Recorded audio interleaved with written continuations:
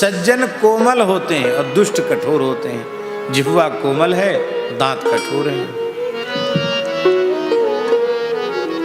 महाराज जी, जिह्वा को सब इंद्रियों में हड्डी है, कोई ना कोई अस्थि है। कान में भी हड्डी है, यहाँ ये आंख में भी उपास्थि है,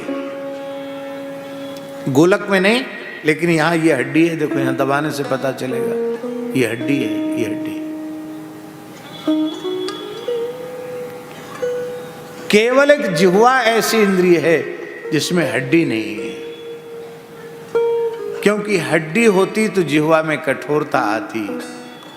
ठाकुर जी, इसका मतलब ठाकुर जी हम सबको संदेश दे रहे हैं कि हमने कठोर बोलने के लिए जीभ बनाई ही नहीं है, हैं? कठोर बोलने के लिए बनाई होती तो इसमें हड्डी होती। ये बिना हड्डी की है, नरम है, एकदम कोमल है, इसलिए नरम बोलो, कोमल बोलो, किसी के साथ कठोर भाषण मत करो। बहुत से लोग कहते हैं कभी कभी बुद्धि खराब होती है तो हम भी कह देते हैं मैं कटु सत्य कहने जा रहा हूं। बात तो आपको कड़वी लगेगी लेकिन हम कहेंगे जरूर, ऐसा कई बार वक्ता लोग कह देते हैं। हमारे पूज्य गुरुदेव भक्तमाली जी कहते थे, श्रीमान जी कटु सत्य बोलने का ठेकेदार भगवान ने आपको ही बना दिया है क्या?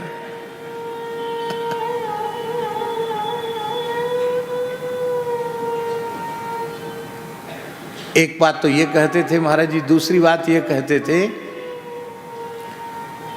कि श्री शंकराचार्य जी महाराज साक्षात शिव रूप थे, श्री रामानुजाचार्य साक्षात शेषावतार थे, श्री रामानंदाचार्य साक्षात राम जी, श्री निम्बार्क भगवान साक्षात सुदर्शन चक्र, श्री मध्वाचार्य जी, श्री विष्णु स्वामी आचार्य जी, श्री वल्लभाचार्य जी, ये जितने भी आचार्य हमारे हैं ये सब के सब भगवद रूप हैं कि नहीं?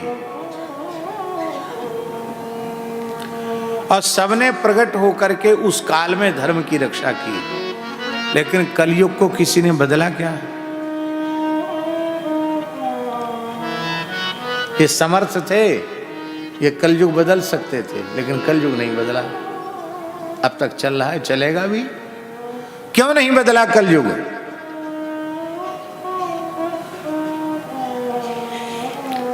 क्योंकि कलयुग भी भगवान का बनाया हुआ है। इसलिए श्री राम प्रसाद जी महाराज उन हमारे आचार्यों ने कह दिया कि हम कलयुग में पैदा होने पर भी तुम्हें सतयुग में रख सकते हैं, ये कला तो हमारे पास है, युग हम नहीं मिटाएंगे। इसका मतलब है संसार की बुराई खत्म करने का बीड़ा मत उठाओ, पहले अपनी सफाई करो, पहले अपनी बुराई खत्म करो। अपना हृदय का कलयुग मिट जाएगा तो आपके बाहर वाला कलयुग भी समाप्त हो जाएगा। इसलिए सत्यम ब्रूयात, प्रियम ब्रूयात, न ब्रूयात सत्यम अप्रियम। सत्य बोलो, प्रिय बोलो, अप्रिय सत्य को मत बोलो। जिस आदमी के या स्त्री के कुबड़ निकल रहे हों वो सुंदर लगेगी देखने में, बोलो। और कुब्जा के जो मथुरा में जिसने भगवान को चंदन लगाया, कुब्जा, उस कुब्जा के एक कुबड़ नहीं था व्यास जी, उसके 3 कुबड़ निकल रहे थे। इसलिए सुखदेव जी ने उसका नया नामकरण कर दिया, त्रिवक्र नामा। 3 जगह से टेढ़ी थी और उसका घिसा हुआ चंदन कंस को बहुत प्रिय था। अब हमारे ठाकुर जी पहुंच गए वहां के सामने, तो कहने, हे कुंवरी कहाँ जा रही है, कहाँ को मर रही है, कहाँ है तेरे हाथ में?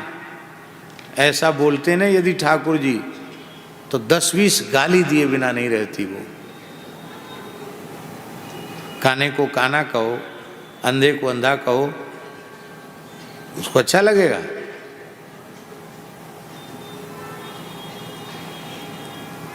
ठाकुर जी ने क्या कहा? सुंदरी कहा। क्या कहा? उस कुबड़ी को ठाकुर जी ने सुंदरी का, सुंदरी तुम कहां जा रहे हो भैया, कहां थे सुंदरी है गई है। पर बोलना सिखाते हैं भगवान। मैं, अरे सुंदरी ये चंदन लेकर कहां जा रही हो? तो उसने क्या उत्तर दिया? दास्यस्मि हम सुंदर कंस सम्मता। हे सुंदर, मैं कंस की दासी हूं। तुमने सुंदरी कहा तो उसने तुम्हें सुंदर कह दिया, और वो कहते कुबड़ी तो कहते तुम अपनी तरफ देखो, तुम भी तो 3 जगह से टेढ़े हो, तुम कौन से सीधे साधे हो। बोलो भक्तवत्सल भगवान की। इसलिए बुरे को भी बुरा मत कहो। किसी गिरे हुए व्यक्ति को देख करके भी उसकी निंदा मत करो। हमारे जूनागढ़ वाले महाराज जी, पूज्य स्वामी श्री अभिराम दास जी महाराज थे, बड़े विद्वान थे। हमारे श्री स्वामी विवेकानंद जी तो उनसे परिचित होंगे। काशी में उन्होंने अध्ययन किया था।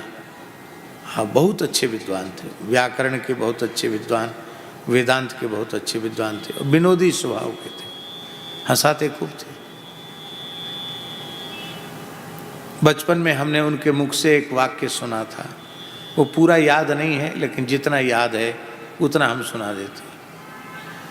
मत हंसो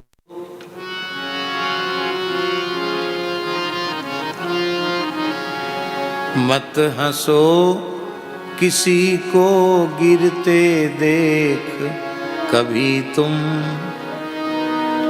मत हंसो किसी को गिरते देख कभी तुम। मत समझो यह कि गिरेंगे कभी नहीं हम। कितनी बढ़िया बात है। मत हंसो किसी को गिरते देख कभी तुम। मत समझो यह कि गिरेंगे कभी नहीं हम। तब क्या करें? उस गिरे हुए के पास दौड़ कर जाओ। उस गिरे हुए के पास दौड़ कर जाओ।